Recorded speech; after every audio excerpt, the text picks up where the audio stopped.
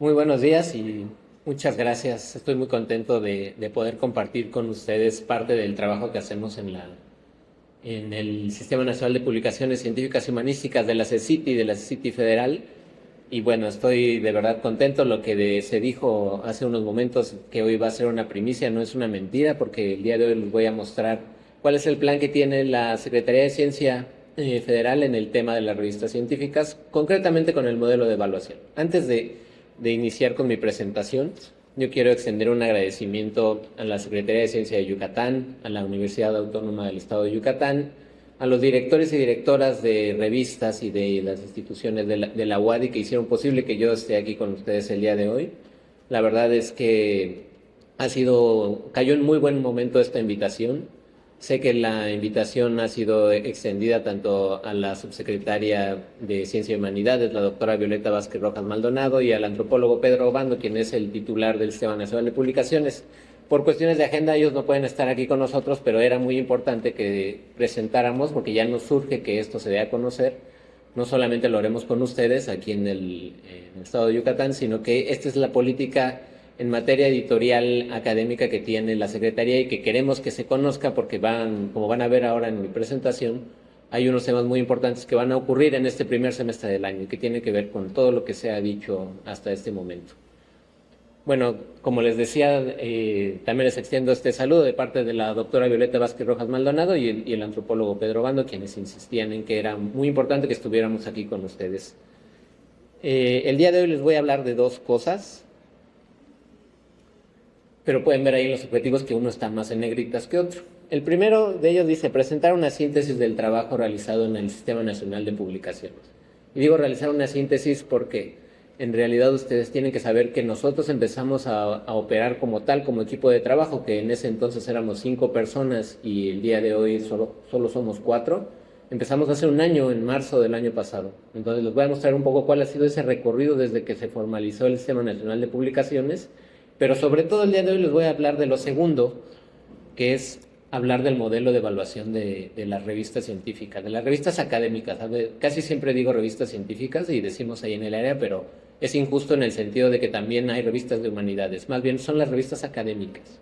Les cuento entonces en dos láminas, en dos diapositivas, un recorrido muy rápido para quienes no sepan qué es el Sistema Nacional de Publicaciones.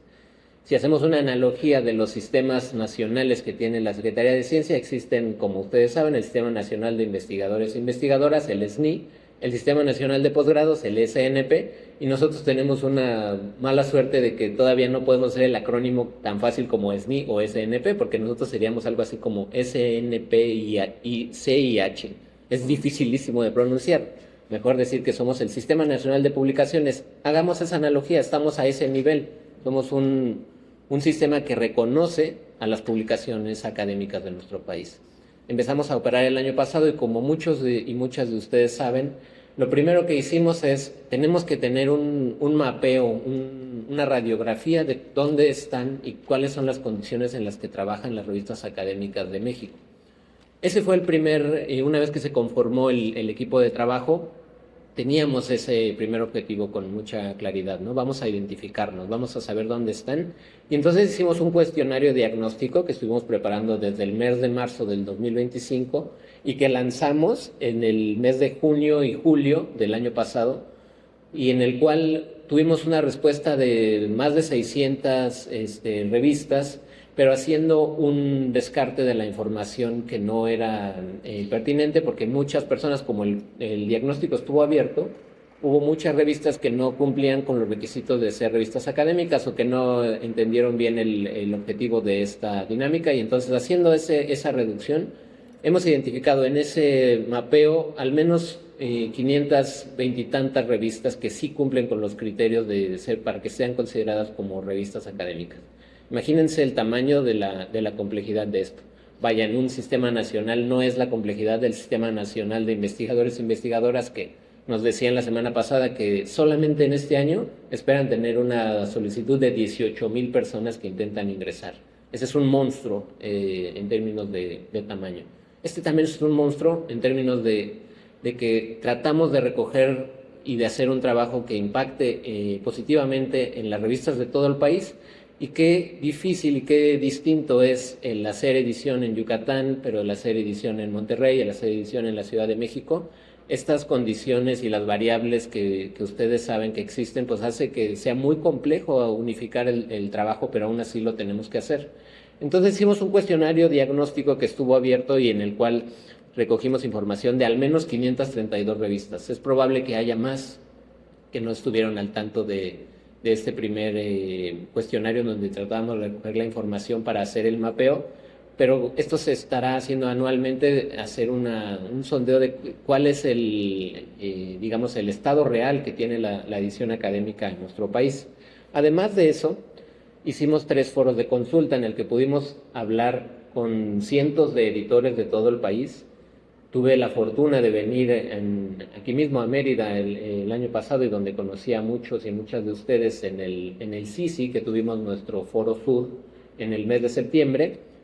Y como supieron, y si no estaban al tanto, les cuento, hicimos un foro en el que dialogamos directamente con editores y editoras de revistas académicas para conocer de viva voz y de cara a cara cuáles son sus necesidades y cómo viven el día a día de su trabajo editorial. Es parte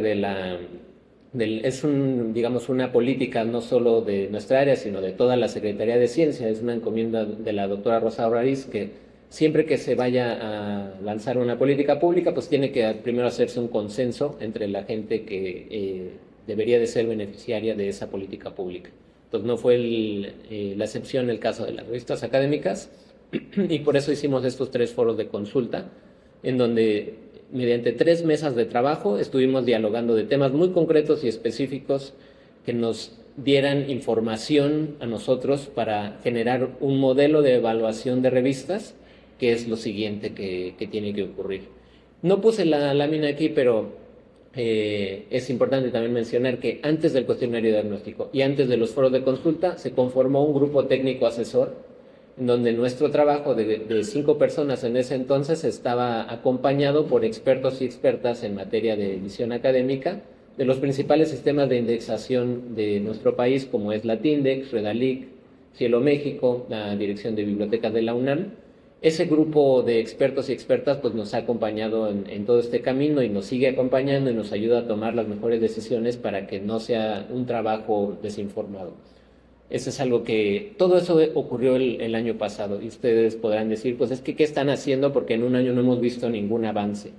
Pues en realidad el día de hoy, como les decía, es la primicia, porque es la primera vez que me tocó a mí hablar del trabajo que hacemos en el área, y me gustaría que ustedes, editores y editoras, pudieran correr la voz entre todos sus colegas que están haciendo trabajo editorial para que sepan qué es lo que viene en materia de edición académica en nuestro país.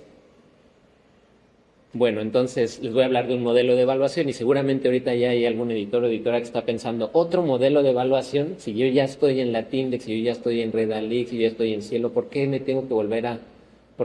me voy a volver a evaluar en otro modelo de evaluación? Bueno, la primera respuesta que daría, si es que alguien pensó en eso, es que es cierto, estos otros sistemas como Latindex, Redalic, Cielo, claro que hacen un trabajo excelente, claro que tienen unos criterios muy específicos y que nos permiten, digamos, mejorar en el trabajo de edición académica. Sin embargo, estos modelos no pueden ser considerados como un modelo estatal, no es la participación del gobierno de México, que también tiene que tener su propio sistema de publicaciones si es que quiere crear los incentivos para que se apoye a todo ese ecosistema.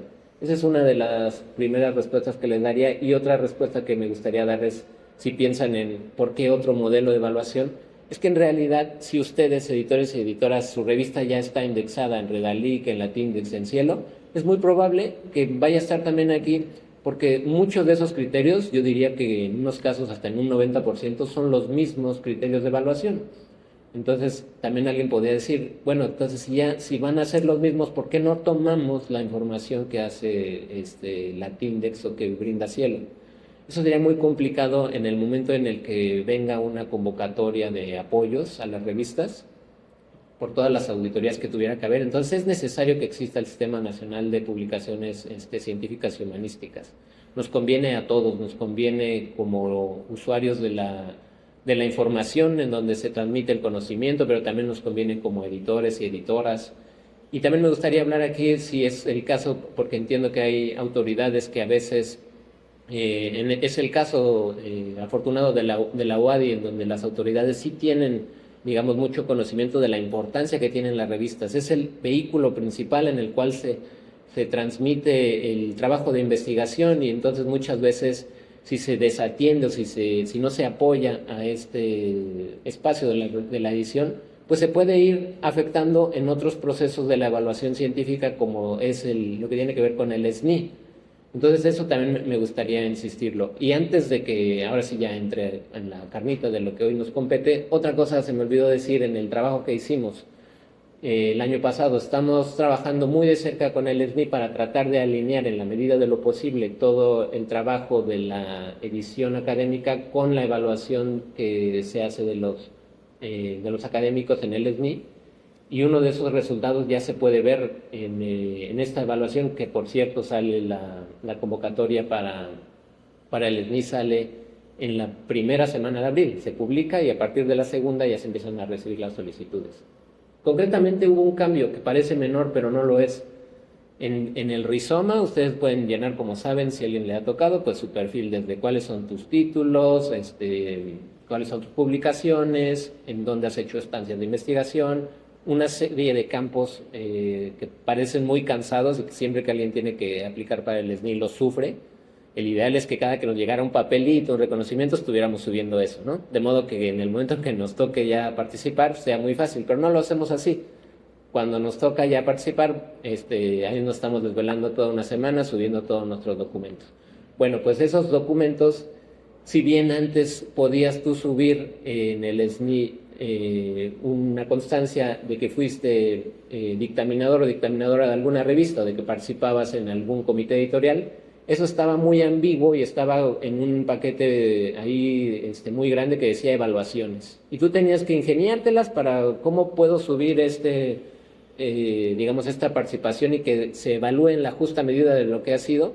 Pues ahora el rizoma ya tiene una pestañita nueva que dice trabajo editorial. Eso va a ser muy útil y le va a dar mucha relevancia al trabajo que hacen los editores. A nosotros nos es muy útil porque las personas que van a evaluar las revistas, como se hace cualquier proceso de evaluación en la CECITI, no somos nosotros, sino que es gente que está en el SNI, pero no podríamos poner a cualquier persona probablemente a que evalúe una revista, sino a personas que son del SNI, pero que también tienen conocimiento editorial. Entonces esa pestañita nos va a salvar a nosotros el resultado de búsqueda de, a ver, fíltrame, aquí está el SNI, aquí está la disciplina de humanidades, de letras. Ahora, de letras, dame quién sí tiene trabajo editorial, pero no como revisor o como dictaminador, sino como integrante de un comité editorial. Qué útil es para nosotros ese campo, y qué útil es también para los investigadores e investigadoras que puedan realmente mostrar que están haciendo un trabajo que tiene mucha incidencia en la producción de conocimiento académico. El modelo de evaluación. Ahora sí ya entro aquí. Entonces, este modelo de evaluación es un modelo de evaluación que tiene que tomar distancia de lo que seguramente muchos y muchas de ustedes conocían, que era el modelo de evaluación de revistas del CONACYT, del desaparecido CONACYT, y que en el 2018 dejó de existir. Tiene que tomar distancia de ese modelo de evaluación, porque ese modelo de evaluación está basado en una lógica cuantitativa, sobre todo pensando, dicho concretamente, en el factor de impacto. Y eso que ustedes saben del factor de impacto, ¿no? De las veces que ha sido citado, y cómo digamos, ese indicador, que en alguna medida sí te habla de la repercusión que está teniendo tu trabajo, ha traído, eso es algo que digo a título personal, ha traído más problemas que beneficios. Creo que si nos basáramos exclusivamente en eso, correríamos muchos riesgos de desviar el curso de la generación de conocimiento. Por esa razón no queremos fijarnos en el factor de impacto. No es uno de nuestros criterios válidos para medir la calidad de una revista. Son muchas otras cosas. Y entonces este modelo de evaluación tiene un enfoque que es integral, equitativo, contextualizado, y que está orientado a valorar la calidad editorial y la integridad, pero no como un tengo o no tengo un elemento, sino como un gradiente de revistas que probablemente sí haya elementos que no tengan y tendrán que tenerlos desde nuestro punto de vista del modelo de evaluación, pero hay otros que se tienen en diferentes grados o en diferentes medidas. Y ahora me voy a explicar más adelante, espero. Y si no me doy a entender, al final esperaré dejar unos minutos para que pueda explicarme con mucha claridad. Nuestro modelo de evaluación tiene 40 criterios, 8 de los cuales sí vamos a revisar nosotros y que es el primer filtro. Son los criterios mínimos que tiene una revista y estoy seguro, sin haber hecho el ejercicio, de que las revistas de la UADY lo van a cumplir. Estos primeros 8 criterios los hemos llamado criterios de admisibilidad. Ahora se los menciono puntualmente, pero les cuento antes de mencionar esos primeros 8 que hay otros 32 criterios, de los cuales 27 son obligatorios y 5 son no obligatorios. Con los no obligatorios van a ver que son una serie de criterios que hablan y que demuestran una competencia muy grande en el trabajo editorial, pero que todavía probablemente no están tan extendidos en la población mexicana que hace revistas académicas. Entonces, al menos en las primeras veces que hagamos la evaluación no van a ser exigidos, pero si los tienes te va a contar positivamente. Si no los tienes, esos criterios, no te va a afectar en nada. De modo visual se vería así. Entonces tenemos un primer nivel de criterios de admisibilidad que más que nada es un nivel de evaluación o de verificación de que cumples con lo mínimo para que entonces sí puedas entrar al sistema nacional. Una vez que pases ese primer filtro, que por cierto también si hay alguno que no tienes de esos primeros 8, habrá un periodo en el que podrás subsanar esa parte para que entonces por lo menos tengas la oportunidad de intentarlo. De esos 8 criterios va a haber uno que difícilmente vas a poder subsanar porque lleva su tiempo de tenerlo. Y después, en el segundo nivel de evaluación, vemos los criterios de consolidación editorial que están divididos en 4 grandes categorías o dimensiones. Vamos a evaluar la presentación editorial, vamos a evaluar las políticas y la gestión editoriales, vamos a evaluar el contenido, pero también vamos a evaluar la accesibilidad a los contenidos en línea. Esos son los 4 rubros que nos importa evaluar en este primer ejercicio que haremos. Aquí pueden ver los criterios de admisibilidad, que son los 8 primeros elementos que les decía y se los leo. Para que tú puedas, si quieres hacer el intento de entrar al Sistema Nacional de Publicaciones, tu publicación tiene que ser una publicación académica. No queremos que se nos cuelen ahí ni revistas que en esta primera etapa del Sistema Nacional de Publicaciones no estamos hablando de las revistas de divulgación. Esas son las que, digamos, nos preocupan menos, pero no queremos que se nos filtre algún otro tipo de publicación que no tiene nada que ver con el trabajo de investigación académico. Verificaremos eso. Verificaremos también que sea una publicación en línea. Y aquí alguien me podrá decir, oye, pero mi revista solamente es impresa. Queremos que sean solamente revistas que estén en línea, revistas digitales, que tengan un título e ISSN. Aquí nosotros debatimos mucho. Lo ideal hubiera sido que solamente aceptáramos ISSN electrónico, pero sabemos por nuestro ejercicio del año pasado que no todas las revistas lo tienen, y eso es algo que si no lo tienen tendrían que hacerlo en estos primeros años que existe el Sistema Nacional de Publicaciones, porque es una mala práctica no tenerlo. También detectamos que muchas revistas ponen, no sé si tramposamente, me imagino que habrá algunas que sí y otras que efectivamente está en trámite eso, pero muchas revistas dice en trámite. Te vamos a aceptar que tengas tu ISSN impreso o electrónico, pero lo ideal es que tuvieras el electrónico.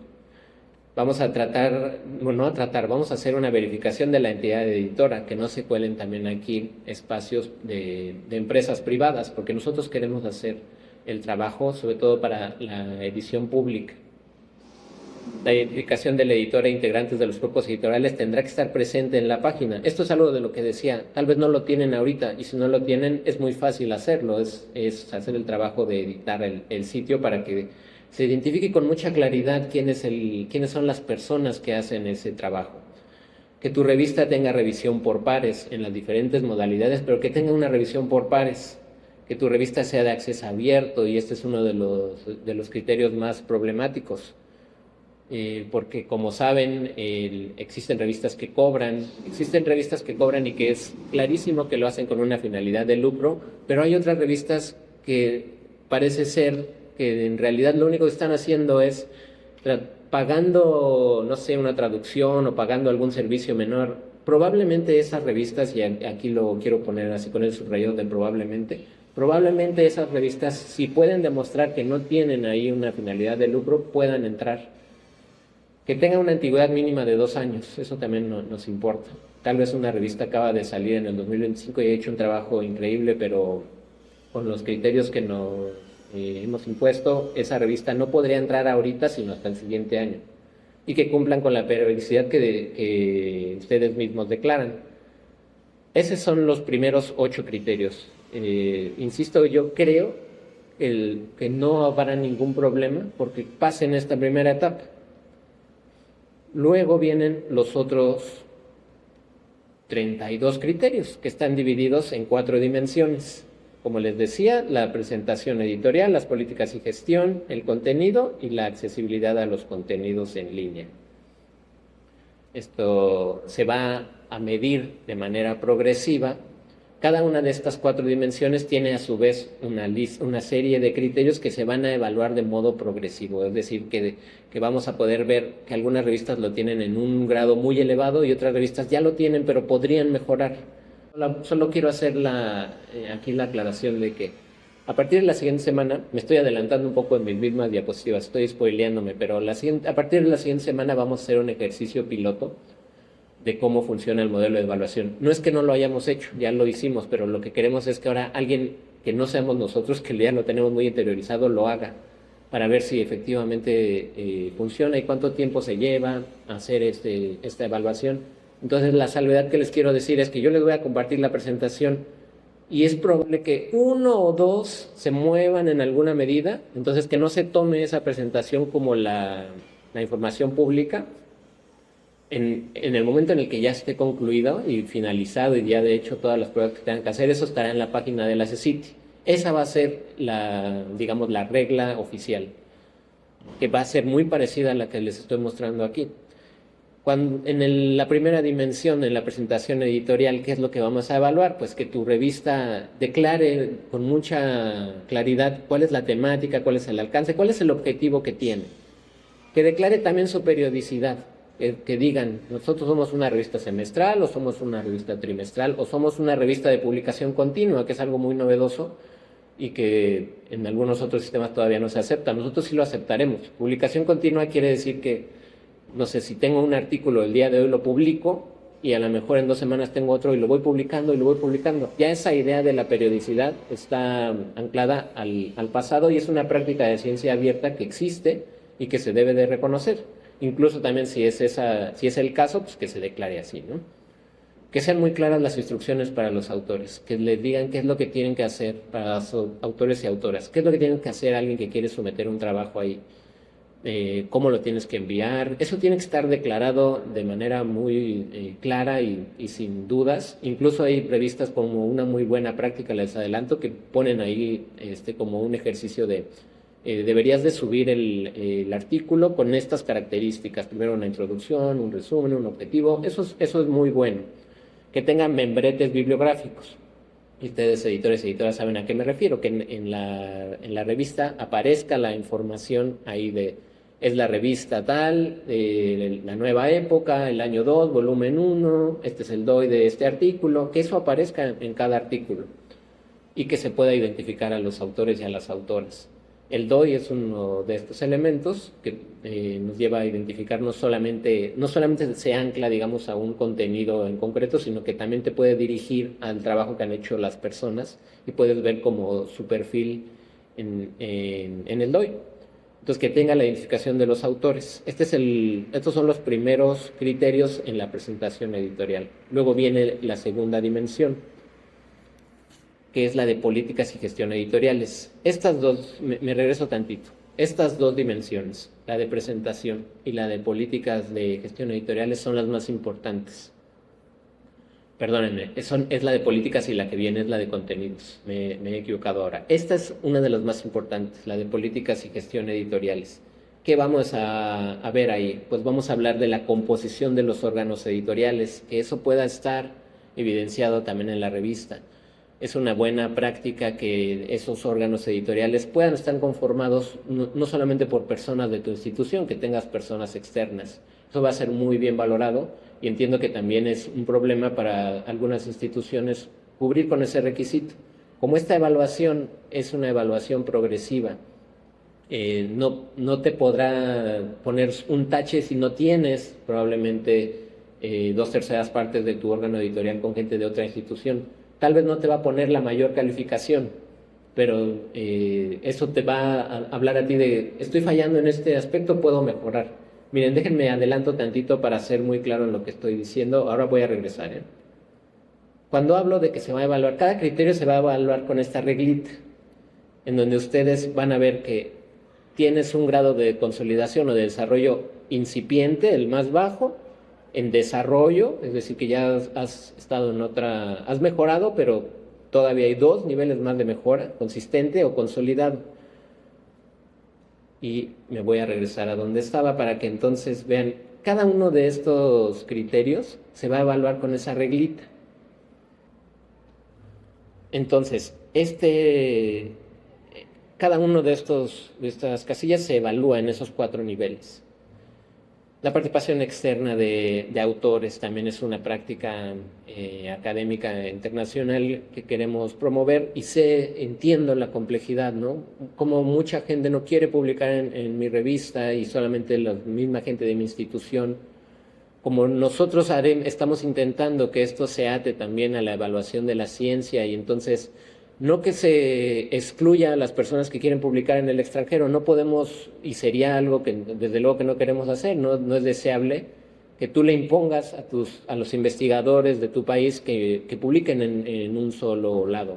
No queremos que eso ocurra, desde luego, pero sí queremos que volteen a ver a nuestro propio Sistema Nacional de Publicaciones y entonces en alguna medida tratamos de hacer que el SNI también considere como una publicación de calidad, el que se esté publicando en revistas que la propia Secretaría ya validó como una revista de calidad. Esa es la manera como creemos que podemos hacer avanzar la ciencia de buen modo, atar la evaluación científica con atar también en la edición académica. La política de revisión por pares debe ser muy clara y debe estar explicitada lo más detalladamente posible. Hay muchas revistas que dice, mi revista hace revisión por pares y hasta ahí se queda. No, dime, o sea, sí, pero dime cómo, cuál es el proceso que llevas a cabo. Y luego el multilingüismo, que es un tema que ustedes no sé si lo recuerdan en el mes de septiembre, cómo nos costó trabajo este asunto del multilingüismo. No se trata, seguramente alguien está pensando, me van a pedir que publique en alguna lengua originaria. No va de eso el multilingüismo. Desde luego que una publicación en la medida en la que pudiera estar disponible la mayor cantidad de lenguas es mejor que una que solamente lo hace en uno. Y entonces nosotros vamos a tratar de promover el multilingüismo, entendido como publica en los idiomas que quieras, pero que uno de ellos sea una lengua nacional. El español es una lengua nacional, pero también hay muchas otras lenguas nacionales. Y esto lo pienso porque hay algunas publicaciones mexicanas que exclusivamente se publican en inglés. Entonces, mucha gente esgrime el argumento de, es que mi comunidad disciplinar habla en ese idioma y entonces yo me estaría alejando si solo publico en inglés. No nos convence porque si bien eso puede ser cierto, si nunca lo publicas en español, nunca vas a tener una comunidad disciplinar que pueda acercarse a ti. Públicalo en inglés si quieres, pero también abre la posibilidad de que esté en español. A eso nos referimos con el multilingüismo. Voy a ir un poquito más rápido para que tenga también la oportunidad de dialogar con ustedes. Además del multilingüismo, el procedimiento para identificar malas prácticas editoriales, que tenga un código de ética, que haya una política de uso de inteligencia artificial. Este fue el último de los criterios que metimos y nos parece que ya debe de existir. ¿Cómo tú, editor y editora, vas a tratar con ese asunto? ¿Qué le vas a pedir al autor o la autora o al revisor y revisora si va a hacer uso de inteligencia artificial? ¿Qué licencias de publicación utilizas? ¿Cuál es tu política de preservación digital? ¿Y cuáles son tus políticas de autoarchivo? Y hasta abajo pueden ver que hay 2, tal vez no lo alcanzan a ver ahí atrás, pero se los leo, que dice indexación y prácticas de ciencia abierta. Tienen ahí como un sombreadito. Esos 2 no son obligatorios. Si los tienes, te va a contar muy bien. A lo mejor te falló tu política de participación externa, no saliste tan bien ahí, pero tienes unas prácticas de ciencia abierta al máximo nivel, entonces eso te compensa. Si no tienes declarada tu indexación o tu revista no está indexada en otros lados, bueno, no te va a contar negativamente, pero si lo tienes, presúmelo, ponlo ahí, te va a favorecer. Y si generas alguna práctica de ciencia abierta también. Esta es la tercera dimensión, también les decía, la pasada, la de políticas, y esta de contenido son las más importantes. Por contenido nos referimos, queremos evaluar. El primer criterio es que sean investigaciones producto de, publicaciones producto de un trabajo de investigación y que sean originales y de calidad. Que no se estén publicando refritos de artículos que solamente se venden como nuevos, pero en realidad es algo que ya estaba publicado. Hay otro de los criterios problemáticos, y yo ayer lo discutía de camino para acá con Gabriel, el número de artículos. Va a haber ahí un número ideal de artículos por disciplina. Y ese número es bajísimo. El grupo técnico de eso nos decía, está muy bajo, ¿por qué no lo pones un poco más arriba? Pero es que ha sido tan difícil eso, les decíamos que convivimos con editores en Monterrey, pero también en Veracruz y en Yucatán, y entonces hay unas revistas que se pueden dar el lujo de publicar, no sé, 70 artículos en un año, pero otras que publicar 10 es muy difícil. Pero sí va a haber un número de artículos mínimos que se tomó sacando un promedio de entre la que más hace y la que menos hace por disciplina. Y el número, la verdad es que nunca hemos estado de acuerdo con nadie. Siempre que decimos un número, o nos criticaban porque estaba muy bajo o porque estaba muy alto, pero creo que al final sí tiene que haber un número. La tabla de contenido, que ya no se llama sumario, se llama tabla de contenido, que aparezca. El título, resumen y las palabras clave, y sería ideal que también lo pusieran en más de un solo idioma. No estoy hablando de nada más del inglés, pueden ser cualquier otro idioma, si es el caso de su revista, como la enorme mayoría de las revistas de nuestro país que publican en español. Fechas de recepción y aceptación y referencias bibliográficas en un sistema normalizado. Y luego vienen otra vez un par de criterios que están en azulito, que son no obligatorios, con un criterio muy problemático, pero que al final lo vamos a poner y vamos a ver cómo funciona esto. Contenido socialmente relevante. Y aquí cualquiera me puede decir, pero ¿qué es lo socialmente relevante? ¿Cómo mido eso? Va a haber ahí una serie de características que nosotros enunciamos para decir cuáles consideraremos en ese rubro. Y estrategias de comunicación pública de conocimiento, que aquí las revistas y en los foros nos decían, pero es que el trabajo de la edición académica no tiene nada que ver con la difusión o con la divulgación, esa es otra cosa. Sí, pero nos importaría que también el trabajo académico de algún modo pudiera dialogar o pudiera acercarse a otros públicos, y hay ahí también un criterio que, insisto, si no lo tienes no te va a afectar, pero si lo tienes, qué bueno, y eso te va a contar positivamente. Y el último de las dimensiones de evaluación, que es el de la página, el del sitio web más bien, que se llama accesibilidad de los contenidos en línea. Que tu revista tenga un sitio web, porque hay algunas revistas que no lo tienen, o que está muy difícil llegar a tu contenido porque está hecho mal el ejercicio de la maquetación, de la arquitectura del sitio.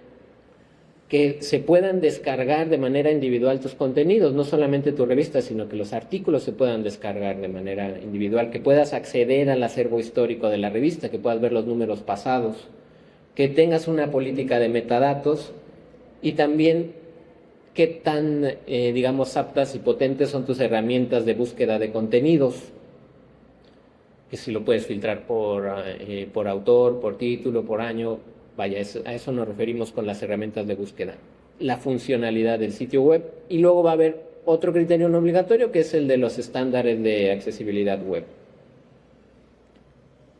Sé que tal vez no queda claro ahorita, les he hablado de 40, espero que en términos generales me haya dado a entender. Lo que vamos a hacer es, los evaluadores van a ver cada uno de estos criterios que están divididos en 4 dimensiones, y lo primero que van a hacer es que valoran de manera individual los criterios. Ahora, esa valoración de los criterios de manera individual tiene que dar un resultado por dimensión. Finalmente, además de eso, quien evalúe va a poder hacer una descripción narrativa de qué es lo que ha visto en la revista. Miren, esto va a quedar más claro en las siguientes diapositivas. La valoración de los criterios, entonces va a ser en 4 grados. Lo tienes de modo incipiente, en desarrollo, es muy consistente o es consolidado. Por poner un ejemplo, el grado de consolidación incipiente quiere decir que no tiene, hay una aplicación nula de ese criterio. Por ejemplo, una revista nunca declaró que hace evaluación por pares. Tal vez lo hace, pero pónganlo ahí. Y solamente dice, hago evaluación por pares. Eso tal vez se marque como incipiente, pero si además te dice, hago evaluación por pares, y la evaluación por pares es una evaluación por pares ciega, que se lleva a cabo de este modo. Ese es un poco más que el anterior que no lo tenía, ¿no? Tal vez se le pondrá en desarrollo. Y no solamente eso, sino que te pone un ejemplo. Mira, aquí te descargo y estos son los criterios con los que yo te hago la evaluación. Te voy a medir tal y tal cosa. Está haciendo mejor ese ejercicio de la mención de la evaluación por pares. Y así entonces cada criterio va a tener como estos grados. El resultado de la evaluación se lo vamos a regresar a cada editor y editora que postule, para que pueda ver, tengo en esta dimensión, es solamente el ejemplo de la dimensión de política y gestión editoriales. Si se fijan en el color azul, es el mejor. Tengo 2 muy buenos, que son la composición de los órganos editoriales y la participación externa. Aquí estoy muy bien también, pero podría mejorar en los que están en verde. En la política de uso de inteligencia artificial salí mal, tengo incipiente. Sin embargo, como tengo muy buenas prácticas de ciencia abierta, que es un criterio no obligatorio, que está hasta abajo, eso me va a ayudar a mejorar. Tiene ahí como una suerte de gradientes. Ese va a ser el resultado de la evaluación y eso se le entregará al editor y a la editora para que pueda saber, me falló aquí, entonces para la siguiente vez puedo mejorar en este asunto. Además de eso, tiene una casilla, la plataforma del evaluador, en donde ya hizo el ejercicio de cada criterio ponerle el nivel de desarrollo. Además, puede de manera escrita transmitirnos cuál fue, digamos, la observación general que tiene de esa revista. Todavía no sabemos si este espacio va a estar habilitado solo por cada una de las 4 dimensiones o va a ser una evaluación general de toda la revista. Entonces, la suma de estas 4 dimensiones debe de dar un resultado. Y ese resultado solamente puede tener dos salidas. Si entras al Sistema Nacional de Publicaciones o todavía no entras. Digo todavía no entras porque si no has entrado, el siguiente año puedes volverlo a intentar. Una vez que entres al Sistema Nacional de Evaluaciones, estarás ahí 3 años. Y si quieres continuar en el Sistema Nacional de Publicaciones, tendrás que a los 3 años volver a hacer el ejercicio de intentar entrar. ¿Cómo entras? Si la mayoría de tu evaluación está en los 2 criterios de consolidado y consistente. Si la mayoría de esos está ahí, ya pasaste. Aunque ojo, si saliste mal en contenido y en políticas, y por mal me refiero a que tengas en incipiente o en desarrollo, eso te puede echar para atrás la postulación de ingresar al sistema.